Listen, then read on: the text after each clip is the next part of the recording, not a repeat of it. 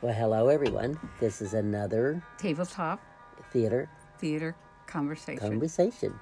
Yes. And we're Robert and Suzanne. And we're doing this on Valentine's Day. Oh, yes. Happy Valentine's, everyone. And the music behind us is music by Gabriel Sound. Mm-hmm. And it's part of the Fairy Fae series. Yeah. Yeah, so we're going to have that to accompany our talk today. Mm-hmm. And as always, we come to the table just straight into the conversation. Kind of open. Open. But we had talked a little bit yesterday of maybe talking some about Kundalini, so that may enter into this conversation some. But it's from the heart. Yeah. Kundalini is it's a physical and spiritual energy that rises when the consciousness is reaching to expand more. And also has been part of the deep mysteries schools for eons. Oh, yeah. Ancient. Yeah. And for women, it is also part of their spiritual maturation cycle. And it usually rises many times on its own on a woman that's near menopause or in that age. It happened for me when I was 40. I didn't really go through menopause until I was 58, but it's at that kind of mid-time that women are, their whole cycle is around emergence, and their whole cycle is around expansion and emergence. I mean, even having a baby is a full body and mental and spirit, full body expansion. And the body actually does expand. The mind has to expand. All the chemistry of the body has to change and shift. And it is very spiritual, bringing a new life and allowing it to merge through your own body. Yeah. So the ultimate spirituality. So we're kind of all set up for the Kundalini thing. Yeah. It's not as spoken of. We heard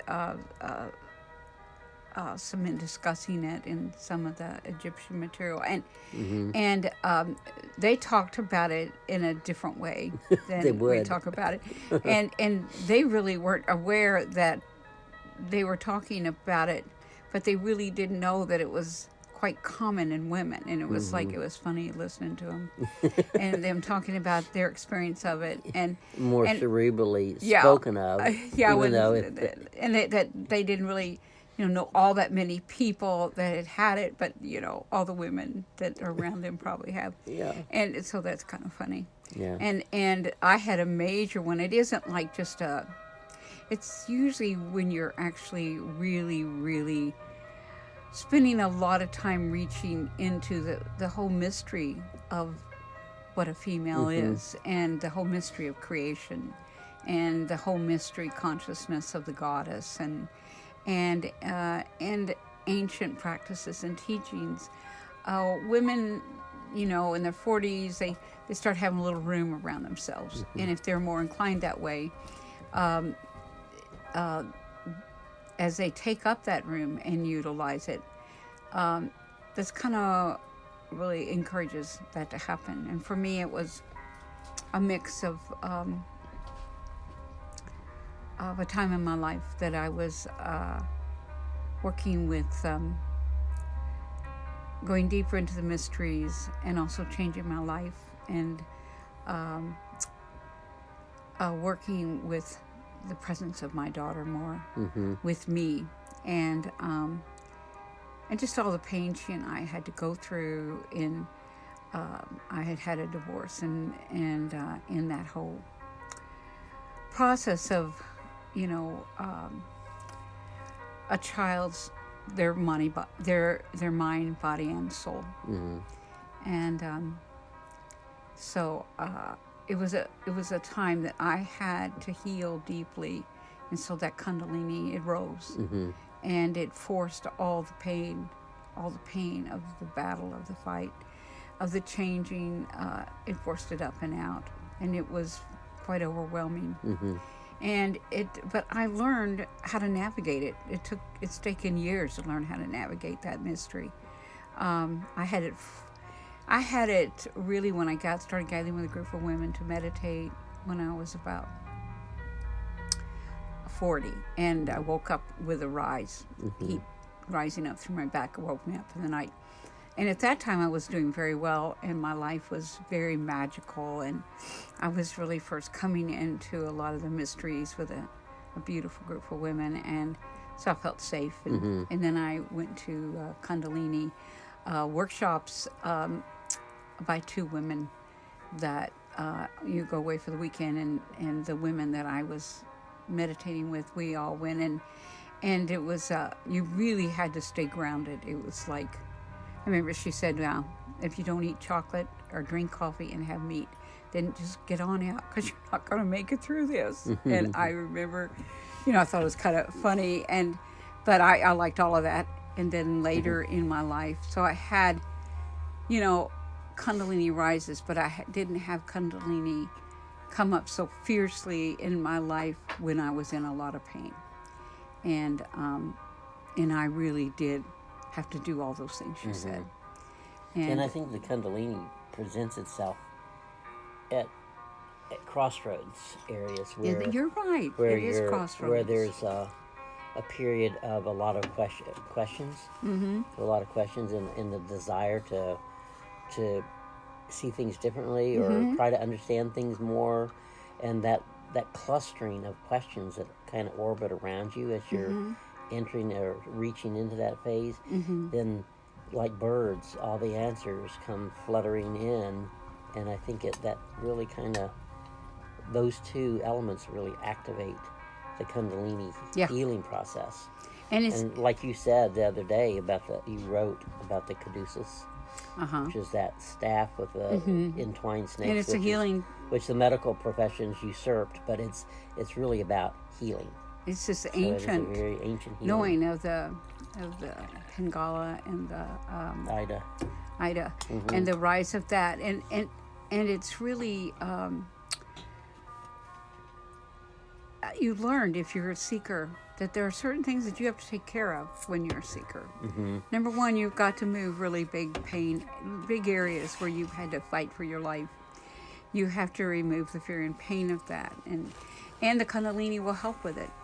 But during it, you have to really pay attention to the navigation of it. So you have to eat something really grounding every couple of hours while it's going on, and you have to allow yourself time to actually just be with it, and that's hard to do in this world.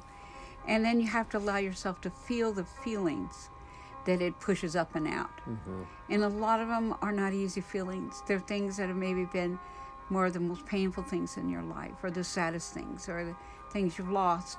But you can't move any farther without moving them on up and out, because you don't have any room. Those kind of things take up lots of room. And it's, I had gone through several before that, and it wasn't. Yeah, let's go on. But anyway, we found that I found that I had to pay attention to my body. I had to get in water a lot. I think that Robert and Sandra and Suzanne, they all worked on me a lot, but also Robert read me all the women's mysteries, the women's journey through time, a lot of the books on the history, like The Chalice and the Blade, and the history of women, which I hadn't had a chance to read. And they read it to me because I had it going on day and night. And so they read it and read it and read it to me. And that's when that rise was when Kuan Yin came to me. I didn't even know who she was. She just started speaking to me of a way out. And she actually, she led me out of where I was trapped. And it was her compassion that showed me the way out. And I gradually, it became something that was in front of everything So I had to make sure that I rested, that I expanded the way I saw and felt things. And then I had to eat every 2 hours. Mm-hmm. And then finally, it became easier. I went through my whole home and cried. I had gone through a really hard custody case and with my daughter, and it was majorly pointed at my own spiritual changes. And so it was kind of devastating on all levels. And where I lived in the South, it was like, if you believed in anything but kind of the South's Christianity, you were up for grabs. And so, they asked me questions about whether I believed in energy or whether I believed. It was like ridiculous. It became not a regular thing. It became a very prejudiced kind of ordeal. And so there was a lot of painful memories with it. And my daughter was getting ready to come of her age. And just all at once, one day, it's like it was all it was. It was enough. And I went through my house and I screamed and cried until it was all out. Everything that reminded me of it, everything. I mean, it was, I had to actually cry out. And then, as I started recovering, I began to write. And I realized that that's what it was leading me to become a writer. I was scared. I was even scared to wear crystals in Georgia, because it was like they were coming in on all kinds of people, that they were all kinds of alternative care. They were checking them all out, and just really unreasonable kinds of things. And then they were burning books in the library on Buddhism and things like that. So kind of scary time. And anyhow, I started writing. Pretty soon I felt like, well, they couldn't kill me. I was already dead. So I might as well be who I am and stop being afraid that they would, not let me see my daughter. And I started becoming a writer. And I had to write to breathe. And I wrote and wrote until I could breathe easily, because I was so affected by all of the damage and the fear that I couldn't. I really was shutting down from living, and it woke me up, and it made me live. It made me breathe. I had to write to breathe. I had no choice, and so then I started writing. Mm-hmm. It showed you what you really wanted. It showed me what I really wanted. Where you really were, as opposed to where they tried to put you. So, and that's that outer world, that bigger picture that wants to control the vision and the visionary, and by any means. So the Kundalini for me was like it formed me. It made me step into who I was and what I needed, and now my daughter has been here. She's a grown woman, and she has 5 children, and she and I are very close. But we're speaking of it because in this time, the Kundalini, every time we come to a point of change, the Kundalini comes back. But every time, it may be hard at one point, but then once it goes down, then it doesn't go back there again. And every time it rises, that it's easier. You know how to navigate yourself better, and every time you know how to keep the kinds of actually physical things that respond to it, you know how to handle them. You know how to make yourself not afraid. You know that things are expanding. You start moving with it. You start releasing whatever gifts you have of writing or dance or singing or your research. You start using it. And you're not a victim of it. You are actually pushing it on forward. And so you become the one in charge of the Kundalini. And that's where it should be. It becomes something that's part of your sovereignty. And at times, like even last week, I had a Kundalini rise.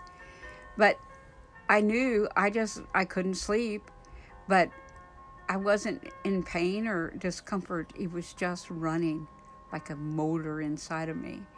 And I just let it do its thing. I got up and I ate a little bit, and then I just breathed, and I just let it run, and it ran all night long. And then finally, it settled, and then everything, and then shifts happened, like things that you don't think are going to open inside of you or in your mind. They shift, and all at once there's a doorway. And that doorway of that one was, all at once I realized that our power of our desire and our want and our destiny and our identity is so powerful that we create almost like conduits with it. And the conduits, they almost are like wormholes that we travel through. And all at once, something that a belief system that we've had that we couldn't go beyond, all at once it shifts out. And for me, it was like years ago when I first started working with a guide. My father had died, and he had died. His plane had crashed in the Gulf of Mexico, and I was like 30 some years old. Well, no, I was about 35 because I was getting ready to change my life at 40. And anyhow, I hadn't seen my father in many years, but I was very close to him. My parents had gone through a divorce. And years ago, divorces weren't settled where you often saw both parents continued. And I was real close to my dad. So when I started working with wanting to hear guidance, it was an energy that I called Paul. And he became a guide for me that helped me so much enter other levels. And then finally, I had the guide of Jermaine, and Robert and I both had the same guide. But at that time, he kind of took care of me. And I remember all the things I had to shift and become different. And I realized for the first time that energy, that conduit that I wanted to reach out to my father so much, that it became like a wormhole to him. And all at once I called it Paul because I was reaching through the veil. I was reaching through his death or his not knowing, his disappearance. And it's like reaching through the pall is what they put over the face of someone that has died. And I never knew what that meant. And all at once I realized that's really powerful. That the power that I would have in wanting to reach into my father and to communicate with him, and wanting a guide at that time in my spiritual life, it became that.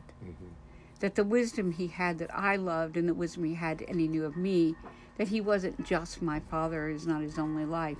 So he spoke from all of it. And it really helped me. It bridged me until I could work with a much stronger energy that was part of my destiny, part of what my life work would be. And that's kind of the power that happens in the Kundalini, is that you have this desire. You're a seeker. You have this desire to emerge or to finally understand greater mysteries or emerge more of what you are, that becomes almost a conduit. That the desire we have is a creator. It becomes a conduit. And so other things that we want and love that finally come into our lives, we have created this wormhole of energy that pulls it into reality. So Kundalini works with that. And it works with that. You just have to ground yourself. Being in water, drinking water, lots of water, eating small amounts of protein often. Allowing yourself room to just lay there and do nothing. I found yoga is extremely helpful with that, keeping my body so that it can work with that energy easier when it does move. So there. Yeah. There is a tabletop conversation about Kundalini and a Yes. passage that you personally underwent, and then how it isn't just a one-time thing, but there may be a huge expression of it, but then it becomes softer comparatively. But when you're talking about the energy running, what's running is consciousness. Oh, That wow. is what the energy is. Oh, honey, so that's it's perfect. feeding the body more consciousness that you called for. And that's why the insights come and why the answers start flowing in, is because that's what it's pulling in as a wormhole into the physical body from the etheric body. It Yes. pulls it into the body so it can be assimilated and processed and brought through into the physical consciousness, so that the sound can emerge. And I think the more that desire is, the stronger that wormhole comes. Yeah. And it becomes, like in Stargate, it becomes a stable wormhole. yes. All the chevrons are locked at both ends. Yes. And so you have a stable conduit. And you become point so A that to you know point how to B. work that. You And- know and how to this- lock in where you want to go. Yeah, and this is nothing, if you even contemplate the idea about alchemy, then nowadays that with the quantum physics and stuff and the entanglement, and the wormhole, they're finding the structure of the Milky Way having wormholes between places. They're like the veins and arteries of the galaxy. And we have this within us. And of course, because as above, so below, as inside, outside. Yes. So it's a repeated fractal pattern. Oh, that's perfect. So, yeah. Yeah, that feels really... And I never really thought of Kundalini in this kind of way until lately. Yeah. And until actually I had that last Kundalini, and then there was an opening, and it was like a fold came open, like something was corrugated, and all at once it slipped out like a file.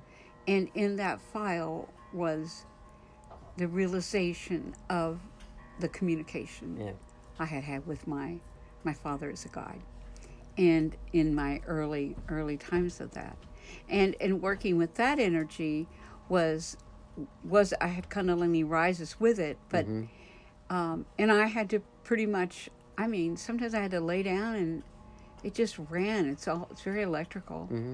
And it also... And what's running, like I say... And you can't really get up and do stuff with it. That's consciousness running. It's that consciousness is what it is. has taken... It says, okay, I'll step in, and it's the driver. And you've given... It's like a part of you that knows how to drive. And you let that part of you sit in that seat, and all at once. What you're really wanting and desire, it is taking you there. But your body is going to have to go down. My body shook. A lot of people have different, but it's like you feel the tremor of this electricity moving through your body. And the more you try to do in your regular life, the worse it gets, and you can't handle it. So when you go and lay down and let it have its reign, then you're giving it the freedom that you called it there for. And when you get done, you will have entered another whole realm of what you feel and know that you have longed to have. And a lot of us get so wrapped up in what we want to get that we're really upset that the body has to go through anything to get there. We want our mind to be able to figure it all out, and it just can't figure that out. The numbers in those equations are not mental. You talk about the importance of the 3 and the 6 and the 9, and it all comes to the 9. Well, that's what you're opening up, the wormhole of the 9. And so the 9 is everything. And in your life, you have to sit down and sit with the 9. And so there are whole days that I've had to just lay there but what I've learned to do is, when it happens, I have a life of sacred movement in the life of yoga or qigong or some kind of meditation that I do that keeps my body kind of ready and aligned enough that it can get through that. Not like some of the times that were more difficult when I had so much pain filling up all the corridors. And for those of you who are listening in and you heard the phrase about, and you just have to lay there. But this is someone that has experienced this Kundalini rise, had it in her life as it moves through, but that just laying there part, that someone will say, oh gosh, I don't want that to happen, I have to just lay there. But this is someone that's written 60 books. So that just laying there produces and increases your expression energy. Now, with And you, we've done the artwork for all these creates books. a volume. So it may look like a fallow period, but it's one where you are planting the seeds and having them spring up, and then you get the harvest of it. Yes. So- And it's not a life where you can just be completely contemplative, because at one point in that life, my daughter came here with a husband that was very, very difficult and abusive, and with her 5 children, or 4 at that time. And then she left him, and she found someone much, much more, someone that we all love, that was much, much more aligned with her. And together for 10, almost 11 years, they've been raising, and he had a daughter, 5 children together. But at that time, that's like impossible just to take that on. So they live with us, our family, which is, we're 5 of us, and then we went from 5 to 12. And that's not a time, in that time, I had to lay down at times, and I was helping assist my daughter with all her children. All of us were.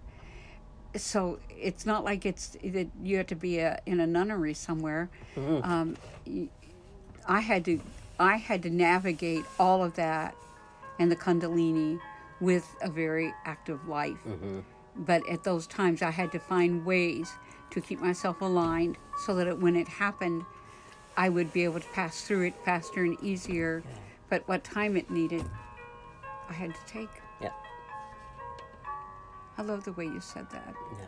about So, the books. There's a lot that happens in the journey of the Kundalini coming to support you and bring a conscious healing into your presence and into your life. So But you can't be on the sacred journey and skip the things. You can't like go from A to B and like skip everything that's been in your life and everything that makes you who you are and everything from your childhood to your adulthood. We only have a few more minutes. So I'm so glad that we came to the tabletop. Yeah, theater. that we shared some of this. It's like you have to go back through the story a little bit, but I wanted to get to the It point. gives anyone listening to it. Storytelling is essential in integrating. So, that and is then true. hearing someone's personal story grounds it, brings it into the realness of, the realness does of for the me, reality too. of it. So it helps. Yeah. And hearing the story more than once is essential.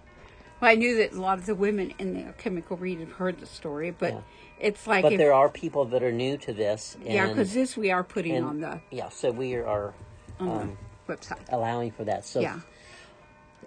look, we're just about at a 30-minute conversation. But to kind of wrap it up is that the key thing when you're moving into that you have this power, that you have this power through your want and design and your want, your need, your desire, and your true destiny. They all work together to like a braid. like a braid to bring your dreams to you. And so But you have this power, and you don't have to sit around and think positive all day. That's not what it is inside of you. It's the conversation. It's not the conversation where you talk to yourself. It is the conversation that you don't have to think of. It is in your very bones. It's in your very need. When you say the bones, what's so essential with that? I was thinking of the braid. So the energy runs. So they show the snakes going around the staff. Yeah. Okay, so you've got that. But that's three things there. It's not just two snakes and this other thing. Yeah. The bone or the spine is the third element of it. And all three of those create the braid. Like when you're braiding hair, you have one piece that you're holding and then you interchange them back and forth. So it's a circuit. It's kind of like the want, need, and desire. It's between particle and wave. The spine is acting like the particle, and the Kundalini, the two woven snakes, are acting like the wave as it travels. Well, basically, your want, your need, and your desire. Yeah, that's the three elements. The three elements that work together to create that powerful conduit that you travel through, and that you actually communicate between, and that in itself, you don't have to sit around worrying about how many times you said you can do it all day. Your body already knows where it's going. Yeah. And it knows even when you got pushed down and you feel down and you feel depressed, it knows where it's going. Yeah. And that desire, that want and desire and need, it's those three. It's that you need it, you feel the want of it, and you feel the desire. And those three things. That's the engine. That's what'll create it. Yeah. That's so wonderful. Kundalini. Wow. So. Well, thank you for joining us. I learned a lot just talking. Me too. We see, this is what we're doing. We are sharing our conversation with each other, with you. Because when we are in conversation at this tabletop theater, then we learn from it too. We gain the benefit. And the reason we want to share it is we feel that there's a potential of you gaining the benefit as well. Yeah. And it plays itself back to us as part of the theater. So thank you for coming to Situla Codex. After you listen to this, you might want to look around the site because there's an awful lot there that can help support you in your own journey. Yes. So until next time.